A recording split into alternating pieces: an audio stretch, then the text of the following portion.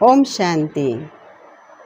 आज प्यारे बाबा के 17 अगस्त 2024 के मधुर महावाक्य बाबा ने आज एक बात सुनाई, क्योंकि आज हर एक मनुष्य शरीरों से मोह कर बैठा है।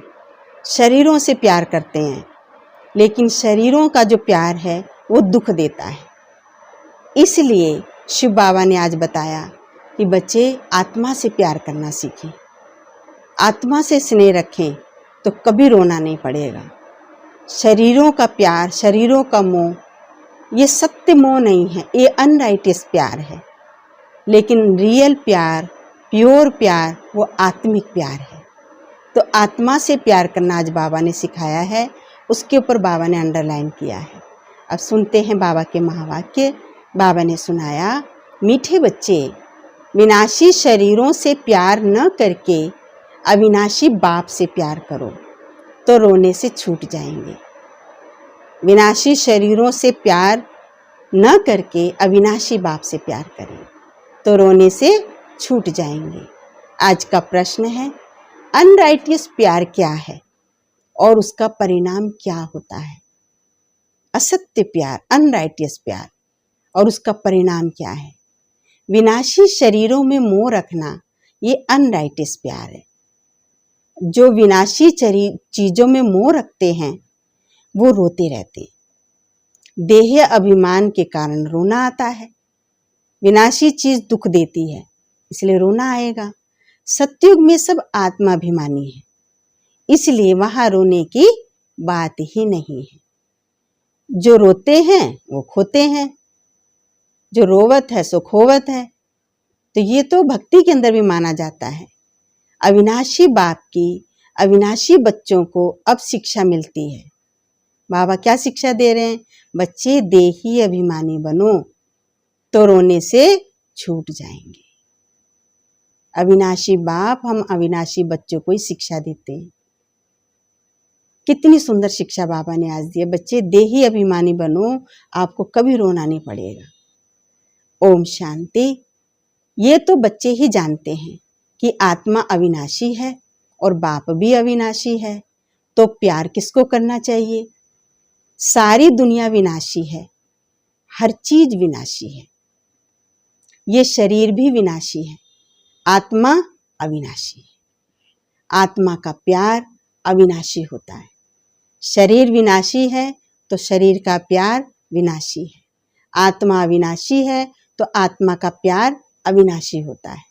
आत्मा कभी मरती नहीं, उसको कहा जाता है राइटियस, सत्य शक्ति है आत्मा।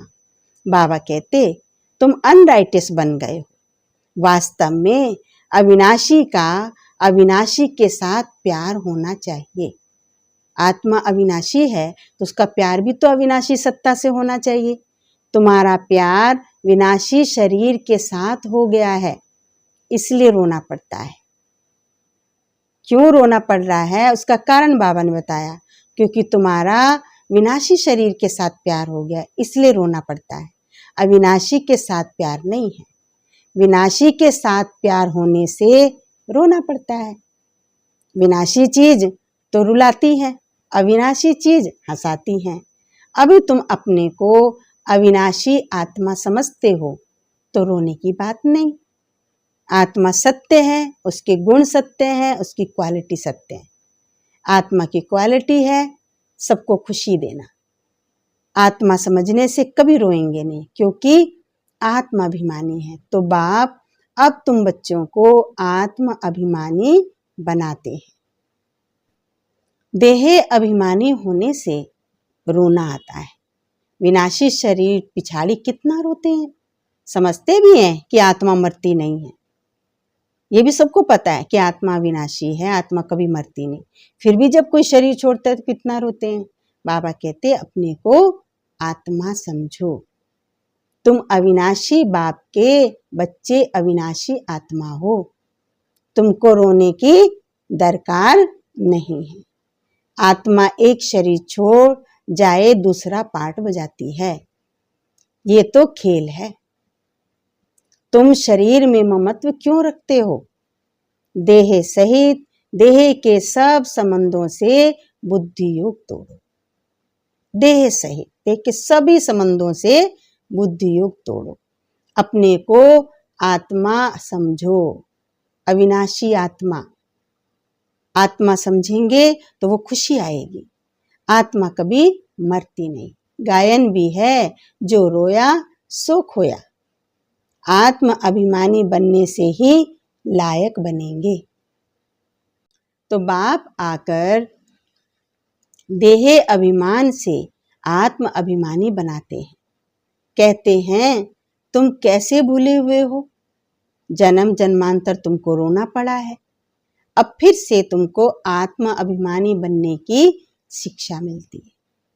क्योंकि 2 युग तक हम भूले हुए थे तो रो रहे थे, अब बाबा ने आके हमको याद दिलाया, फिर तुम कभी रोएंगे नहीं। ये है ही रोने की दुनिया, और जहां बाबा हमें ले जा रहा है वो है हंसने की दुनिया, सुख धाम, अविनाशी खंड, प्योर दुनिया। ये दुख की दुनिया है और वो सुख की दुनिया है। बाप बहुत अच्छी रीति से शिक्षा देते हैं। अविनाशी बाप की अविनाशी बच्चों को शिक्षा मिलती है। वो देह अभिमानी हैं तो देह को ही देखकर शिक्षा देते हैं। शिक्षा देने वाले वो खुद देह को ही समझ रहे हैं अपने आप को, और जिसको शिक्षा दे रहे हैं उनको भी देह को ही देख रहे हैं, तो देह देख करके ही शिक्षा देते हैं। तो देह की याद आने से रोते हैं। देखते भी हैं शरीर खत्म हो गया, फिर उनको याद करने से क्या फायदा। मिट्टी को याद किया जाता है क्या? फिर भी उनको देख के याद करके रोते रहते हैं। ये भी समझते हैं कि ये खत्म हो गया, मिट्टी है, ये तो विनाशी है, सब पता है, लेकिन फिर भी उसको देख के रोते रहते हैं। अविनाशी चीज ने तो जाकर दूसरा शरीर लिया, क्योंकि आत्मा तो अविनाशी है, वो तो एक शरीर छोड़ती है दूसरा ले लेती है। ये तो बच्चे जानते हैं। जो अच्छा कर्म करता है उनको फिर शरीर भी अच्छा मिलता है। कोई को खराब रोगी शरीर मिलता है, वो भी कर्म अनुसार है। ऐसा नहीं कि अच्छा कर्म किया है तो ऊपर चले जाएंगे, नहीं, ऊपर तो कोई अभी जा नहीं सकते। अच्छे कर्म किए हैं अच्छा कहलाएंगे कि भला व्यक्ति है, अच्छा व्यक्ति है। जन्म अच्छा मिलेगा, फिर भी नीचे तो उतरना ही है। ये थोड़ी है कि हमने इस समय दान पुण्य किया, गरीबों की मदद की, ये अच्छा काम किया तो कोई हम स्वर्ग में चले गए। अभी से सृष्टि अभी पूरी नहीं हुई है, चक्र अभी पूरा नहीं हुआ है, तो जन्म तो यहाँ ही मिलेगा। लेकिन कहलाएंगे कि हाँ ये भला आदमी है, लोगों की मदद करता है, अच्छा व्यक्ति कहलाएंगे। तुम जानते हो अब हम चढ़ रहे हैं संगम पर, हम जो पुरुषार्थ कर रहे हैं इसमें हम चढ़ रहे हैं। बल अच्छे कर्मों से कोई महात्मा बनेगा तो भी कला तो कमी होगी, भले महात्मा बने, क्योंकि सृष्टि की उतरती कला है तो उसकी भी कला तो कम होगी। बाबा कहते फिर भी ईश्वर को याद कर अच्छा कर्म करते हैं तो उनको अल्पकाल क्षण भंगुर सुख मिल जाता है, मान सम्मान मिलता है, इज्जत मिलती है, लोग उसको मानते हैं और सुख भी मिलता है। तो फिर भी उनको सुख मिल जाता है, लेकिन सीढ़ी तो नीचे उतरनी ही है। नाम करके अच्छा होगा, यहाँ तो मनुष्य अच्छे बुरे कर्मों को भी नहीं जानता। अच्छे कर्म क्या हैं, बुरे कर्म क्या हैं, कुछ नहीं जानते। रिद्धि सिद्धि वालों को कितना मान देते हैं, और रिद्धि सिद्धि करके चमत्कार दिखा देते हैं, उनको कितना मान देते हैं। उन्हों के पिछाड़ी मनुष्य जैसे हैरान होते हैं, कितना उनके पीछे भागते हैं। है तो सारा अज्ञान ही। समझो कोई इनडायरेक्ट दान पुण्य करते हैं, धर्मशाला हॉस्पिटल बनवाते हैं, तो दूसरे जन्म में उनको उसका एवजा जरूर मिलेगा। धर्मशाला बनवाई, हॉस्पिटल बनवाया, जो लोग बाद में आने वाले उनको पता भी नहीं किसने धर्मशाला बनवाई, किसने हॉस्पिटल बनवाया, तो ऐसा थोड़ी है कि उनको उसका फल नहीं मिलेगा, मिलेगा। दूसरे जन्म में उसको उनका एवजा मिलता है। बाप को याद करते हैं, भल गालियां भी देते हैं, फिर भी मुख से भगवान नाम तो कहते हैं। भले भगवान को गालियां देते हैं लेकिन मुख से भगवान शब्द बोल रहे हैं तो भगवान का नाम तो आया। बाकी अनजान होने के कारण कुछ जानते नहीं हैं। भगवान को याद कर रुद्र पूजा करते हैं, रुद्र को भगवान समझते हैं, रुद्र यज्ञ रचते हैं, शिव व रुद्र की पूजा करते हैं। बाबा कहते मेरी पूजा करते हैं परंतु बेसमझी से, क्या क्या बनाते रहते हैं। भले मेरी पूजा करते हैं लेकिन बेसमझी से, कैसे कैसे बड़े बड़े लिंग बनाएंगे, क्या क्या बनाते रहते हैं, कहीं बिल्कुल छोटा सा, कहीं इतना बड़ा, क्या क्या करते रहते हैं। जितने मनुष्य उतने उनके गुरु। झाड़ में नए नए पत्ते, टाल टालियां आदि निकलते हैं तो वो कितना शोभते हैं। सतोगुणी होने के कारण उनकी महिमा होती है। बाबा कहते ये दुनिया है ही विनाशी चीजों को प्यार करने वाली। ये दुनिया केवल विनाशी चीजों को प्यार करने वाली है। कोई कोई का बहुत प्यार होता है तो मोह में जैसे पागल हो जाते हैं। इतना मोह होता है कि उनके पीछे लट्टू रहते हैं, पागल जैसे हो जाते हैं। बड़े बड़े सेठ लोग मोहवश पागल हो जाते हैं। पैसे की कमी नहीं है लेकिन मोह इतना होता है, उसके पीछे पागल हो जाते हैं। माताओं को ज्ञान न होने के कारण विनाशी शरीर पिछाड़ी विधवा बन कितना रोती हैं। पति मर जाता है, बस उनको याद कर करके रोती रहती हैं, याद करती रहती हैं, रोती रहती हैं। अभी तुम अपने को आत्मा समझ दूसरों को भी आत्मा देखते हो तो जरा भी दुख नहीं होता। समझ मिल गई ना कि आत्मा ने ये शरीर चेंज किया है, इनका पार्ट बदल गया तो बिल्कुल भी दुख नहीं होता। पढ़ाई को सोर्स ऑफ इनकम कहा जाता है। ये पढ़ाई है सोर्स ऑफ इनकम। पढ़ाई में एम ऑब्जेक्ट भी होती है। पढ़ाई है वहां लक्ष्य जरूर होगा परंतु वो तो एक जन्म के लिए है। वो जो हम पढ़ाई पढ़ते हैं लौकिक स्कूलों में जाके, वो एक जन्म की है। गवर्नमेंट से पगार मिलती है, नौकरी लग जाती है, गवर्नमेंट पगार देती है। पढ़कर धंधाधोरी करते हैं तब पैसे आदि मिलते हैं। यहाँ तो फिर बात ही नहीं है। तुम अविनाशी ज्ञान रत्नों से झोली कैसे भरते हो। आत्मा समझती है बाबा हमको अविनाशी ज्ञान खजाना देते हैं। कौन दे रहा है अविनाशी ज्ञान खजाना? स्वयं बाबा दे रहे। भगवान पढ़ाते हैं तो जरूर भगवान भगवती बनाएंगे। कितना ऊंचा पद बाबा दे रहा है। भगवान भगवती पूज्य बना देता है परंतु वास्तव में इन लक्ष्मी नारायण को भगवान भगवती समझना भी रॉन्ग है, क्योंकि भगवान तो एक ही होता है लेकिन भगवान ने बनाया इसलिए वो नाम दे दिया। बाकी ऐसा समझना नहीं चाहिए। अब तुम बच्चे जानते हो, क्या जानते हो? ओहो, जब हम देह अभिमानी हो जाते हैं तो हमारी बुद्धि कितनी डिग्रेड हो जाती है। अब समझ में आया ये। जैसे जानवर बुद्धि बन जाते हैं। जानवरों की सेवा भी बहुत अच्छी होती है। देखो जो लोग जानवरों को पालते कितने प्यार से पालते हैं। मनुष्यों की तो उसके भेंट में कुछ भी नहीं। आजकल देखो जानवरों को घरों में कुत्ता बिल्ली कितने पालते हैं और कितनी उनकी केयर होती है। इतनी तो आज मनुष्यों की भी नहीं होती। घोड़े हैं, घोड़ों की कितनी देखभाल होती है। जैसे रेस के घोड़ों की कितनी संभाल होती है। यहाँ के मनुष्यों की देखो हालत क्या है। वहाँ घोड़ों की इतनी अच्छी केयर हो रही है जानवरों की, और यहाँ मनुष्यों की भी नहीं हो रही। कुत्ते को कितना प्यार से संभालते हैं, चाटते रहते हैं, है ना, कुत्ते के उसको चाटते रहते हैं, साथ में सुलाते भी हैं। देखो दुनिया का क्या हाल हो गया। मनुष्यों से प्यार नहीं है। जानवर को अपने से अलग नहीं करेंगे और मनुष्यों से बिल्कुल प्यार नहीं है। मनुष्यों से ऐसे लेने लेने का रहता है और कुत्ते को देखो चाटते हैं, सुलाते हैं, उनकी केयर करते हैं, उनके खाने पीने का ध्यान रखते हैं। वहां सत्युग में ये धंधा नहीं होगा। वहां कोई कुत्ते उत्तों को नहीं पालेंगे वहां, लेकिन आपस में बहुत प्यार होता है। तो बाबा कहते बच्चों तुमको माया रावण ने अनराइटियस बना दिया। अभी तक कितने अनराइटियस काम हम कर रहे थे, माया ने बनाया। अनराइटियस राज्य है ना। मनुष्य अनराइटियस तो सारी दुनिया भी अनराइटियस। राइटियस और अनराइटियस दुनिया में देखो कितना फर्क है। राइटियस दुनिया और अनराइटियस दुनिया, उसमें कितना फर्क है। कलयुग की हालत देखो क्या है।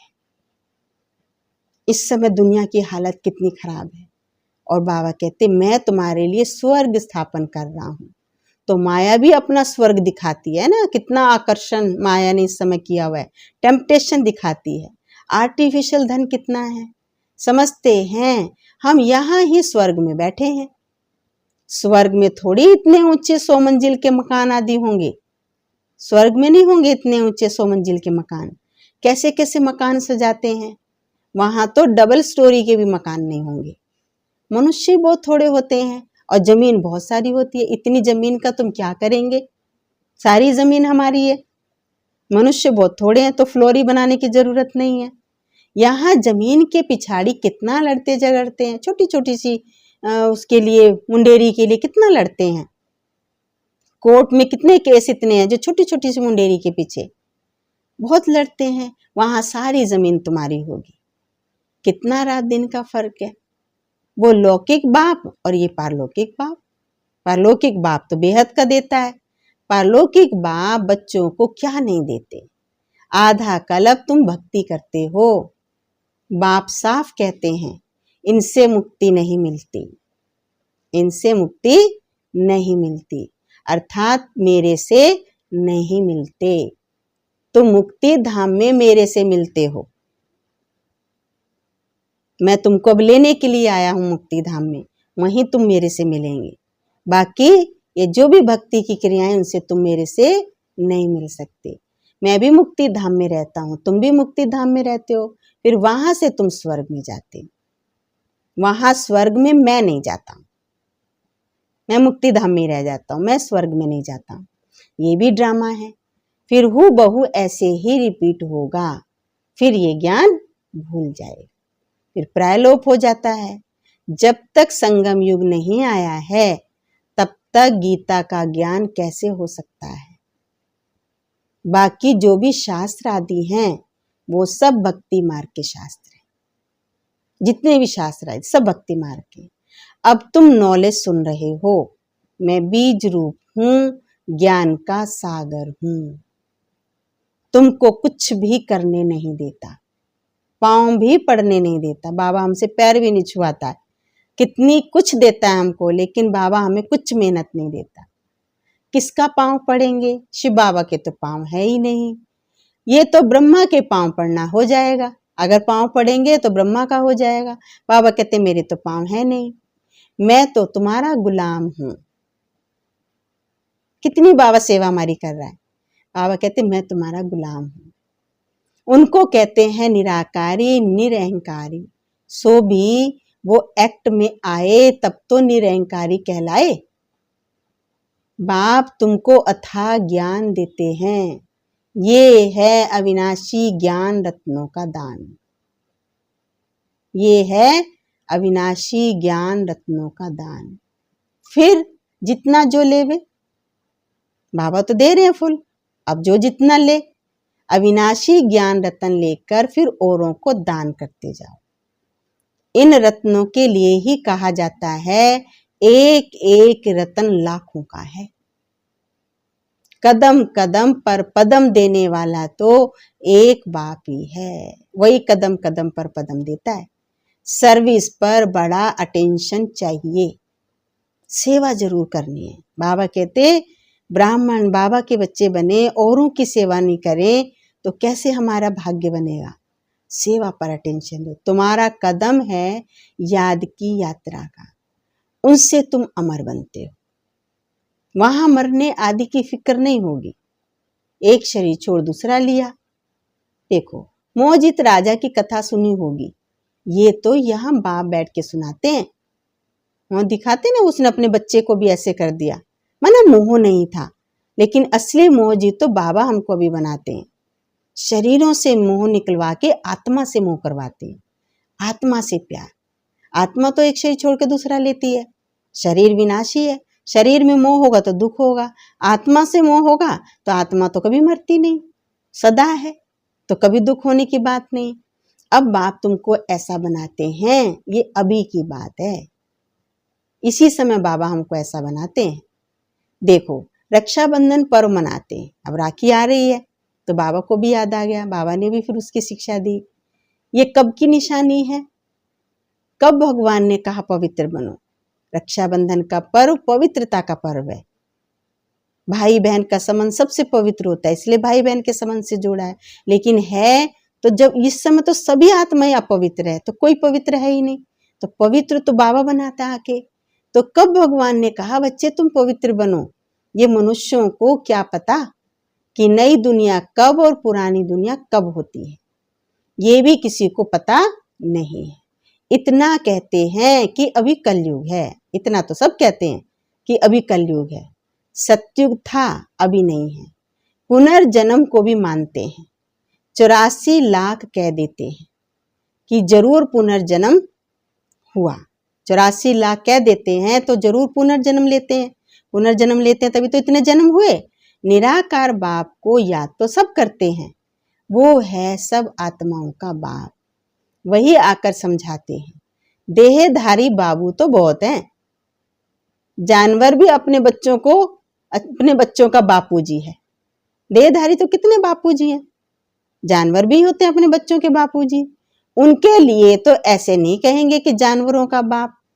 सतयुग में कोई कुछ भी किच्चड़ पट्टी नहीं होती है, जैसा मनुष्य वैसा उसका फर्नीचर होता है।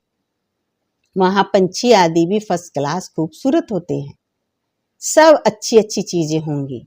वहां फल आदि कितने स्वीट बड़े होते हैं, बहुत मीठे बहुत स्वादिष्ट होते हैं। वहां फिर वो सब कहाँ चला गया, जो वो था कहाँ चला गया? स्वीट से निकलकर कड़वाहट आ गई। फल तो अभी भी है लेकिन वो स्वाद नहीं है, वो टेस्ट नहीं है। थर्ड क्लास बन गए तो सब चीजें भी थर्ड क्लास हो गई। सतयुग है फर्स्ट क्लास तो सब चीजें फर्स्ट क्लास होती हैं।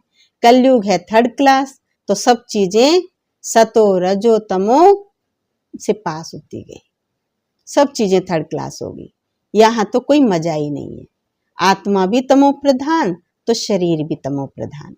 अभी तुम बच्चों को ज्ञान है, किस चीज का ज्ञान है? कहाँ वो और कहाँ ये, रात दिन का फर्क है। बाप तुमको कितना ऊंच बनाते हैं, जितना याद करेंगे हेल्थ वेल्थ दोनों मिल जाएंगी। बाकी क्या चाहिए? दोनों चीजों से एक भी अगर नहीं होगी तो हैप्पीनेस नहीं होगी। समझो हेल्थ है वेल्थ नहीं है तो क्या काम के? हेल्थ नहीं है, वेल्थ है और हेल्थ नहीं है, धन है स्वास्थ्य अच्छा नहीं है तो क्या काम के? गाते भी हैं, पैसा है तो लाड़ खाना घूम के आओ, पैसा है तो शरीर भी अच्छा हो जो घूमने लायक हो। बच्चे समझते हैं भारत पहले सोने की चिड़िया था, अभी सोना कहाँ है? सोना चांदी तांबा गया, अभी तो कागज ही कागज है। कागज पानी में बह जाए तो पैसे कहाँ से मिले? कहाँ से मिलेंगे? सोना तो बहुत भारी होता है, वो तो निकल आता है वापस, वहां ही पड़ा रहता है। कागज जब बह गया तो खत्म। आग भी सोने को जला नहीं सकती, पानी डुबो नहीं सकता। और यहाँ सब दुख की चीजें, वहां ये सब बातें होती ही नहीं। बाबा तो कलप कलप आकर पढ़ाते हैं। ये कोई नई बात थोड़ी है नई बात? कोई नई बात नहीं है। खुशी रहनी चाहिए, खुशी ही खुशी, ये अंत की बात है। अति इंद्रिय सुख गोप गोपियों से पूछो। पिछाड़ी में तुम बहुत अच्छी रीति समझ जाते हो, बाबा समझा रहे हैं लेकिन पिछाड़ी में अच्छी तरह समझेंगे। रियल शांति किसे कहा जाता है ये बाप ही बताते हैं। तुम बाप से शांति का वर्षा पाते हो, उनको सब याद करते हैं, परमात्मा को तो सब याद करते हैं। बाप शांति का सागर है। बाबा समझाते मेरे पास कौन आ सकते हैं? फलाना फलाना धर्म फलाने फलाने समय पर आते हैं, स्वर्ग में नहीं आ सकते। हर एक धर्म का अलग अलग समय है, स्वर्ग में नहीं आ सकते। अभी साधु संत कितने ढेर निकल पड़े हैं, दोनों की महिमा होती है, पवित्र हैं, ऊपर से आए नहीं आत्मा तो उनकी महिमा होती है, तो जरूर महिमा तो होनी चाहिए। अभी अभी नए नए उतरे हैं ना, परम धाम से अभी अभी आए। पुरानों की तो इतनी महिमा नहीं हो सकती, वो तो सुख भोग कर तमो प्रधान में आ गए। भले हम देवता थे लेकिन हम वो देवता ही सुख भोग चुके हैं, तमो प्रधान बन गए, लेकिन जो अभी ऊपर से आ रहे हैं वो प्योर हैं। कितने ढेर गुरु किस्म किस्म के निकलते जाते हैं, इस बेहद के झाड़ को कोई नहीं जानता। बाप समझाते हैं कि भक्ति की सामग्री इतनी है जितना झाड़ फैला होता है, ज्ञान बीज कितना थोड़ा सा है, भक्ति का विस्तार बहुत है। भक्ति को आधा कल्प लगता है, ज्ञान तो सिर्फ इस एक अंतिम जन्म के लिए। ज्ञान को प्राप्त कर तुम आधा कल्प के लिए मालिक बन जाते हो। भक्ति बंद हो जाती है, दिन हो जाता है। भक्ति तो रात में होती है, तब तो दिन शुरू हो गया। अभी तुम सदा काल के लिए हर्षित बनते हो, सदा काल के लिए। इसको कहा जाता है ईश्वर की अविनाशी लॉटरी। ये है ईश्वर की अविनाशी लॉटरी। उसके लिए पुरुषार्थ करना पड़ता है, उसके लिए पुरुषार्थ करना पड़ता है। ईश्वरीय लॉटरी और आसुरी लॉटरी में कितना फर्क होता है, कितना फर्क होता है। ईश्वरीय लॉटरी और आसुरी लॉटरी बहुत फर्क है। अच्छा, मीठे मीठे सिक्के लदे बच्चों प्रति माता पिता बाप दादा का याद प्यार और गुड मॉर्निंग। रूहानी बाप की रूहानी बच्चों को नमस्ते। हम रूहानी बच्चों की रूहानी बाप दादा को नमस्ते नमस्ते, गुड मॉर्निंग। अब है धारणा के लिए मुख्य सार। आज की मुरली से धारणा की 2 पॉइंट। पहली पॉइंट, तुम्हारे याद के हर कदम में पदम है। जितने कदम हम याद में बढ़ाते हैं, जितनी याद हमारी बढ़ती है, हर कदम में पदम है। इससे ही अमर पद प्राप्त करना है। अविनाशी ज्ञान रतन जो बाप से मिलते हैं उनका दान करना है। दूसरा पॉइंट, आत्माभिमानी बन अपार खुशी का अनुभव करना है। शरीरों से मोह निकाल सदा हर्षित रहना है। दूसरा पॉइंट है, आत्माभिमानी बन अपार खुशी का अनुभव करना है। शरीरों से मोह निकाल सदा हर्षित रहना है। वरदान है, हर घड़ी को अंतिम घड़ी समझ सदा रूहानी मौज में रहने वाली विशेष आत्मा भव। हर घड़ी को अंतिम घड़ी समझ सदा रूहानी मौज में रहने वाली विशेष आत्मा भव। संगम युग रूहानी मौजों में रहने का युग है, इसलिए हर घड़ी रूहानी मौज का अनुभव करते रहो। संगम युग रूहानी मौज में रहने का युग है। हर घड़ी मौज का अनुभव करो। कभी किसी भी परिस्थिति व परीक्षा में मूंझना नहीं। किसी भी परिस्थिति कैसी भी आ जाए, नहीं मूंझना, क्योंकि ये समय अकाले मृत्यु का है। थोड़ा समय भी अगर मौज के बजाय मूंझ गए तो उसी समय अंतिम घड़ी आ जाए तो क्या होगा? अंतमति सुगति क्या होगी? इसलिए एवर रेडी का पाठ पढ़ाया जाता है। 1 सेकंड भी धोखा देने वाला हो सकता है, इसलिए हर घड़ी हमें मौज का अनुभव करना है। एक घड़ी भी मूंझ का अनुभव नहीं, क्या पता वही घड़ी हमारी धोखे वाली हो। इसलिए स्वयं को विशेष आत्मा समझकर हर संकल्प, बोल और कर्म करो और सदा रूहानी मौज में रहो। मैं विशेष आत्मा हूँ, ये समझकर अपना हर संकल्प, बोल और कर्म करो और मौज का अनुभव करो। कोई भी घड़ी अंतिम घड़ी हो सकती है, इसलिए हर घड़ी इस संगम युग का मौज का है। एक घड़ी भी मूंझ में नहीं जाए, हर घड़ी मौज का अनुभव करो, क्योंकि हम विशेष हैं। स्लोगन है आज का, अचल बनना है तो व्यर्थ और अशुभ को समाप्त करो। अचल बनना है तो व्यर्थ और अशुभ को समाप्त करो। ये थे आज के बाबा के मीठे महावाक्य। अच्छा, ओम शांति।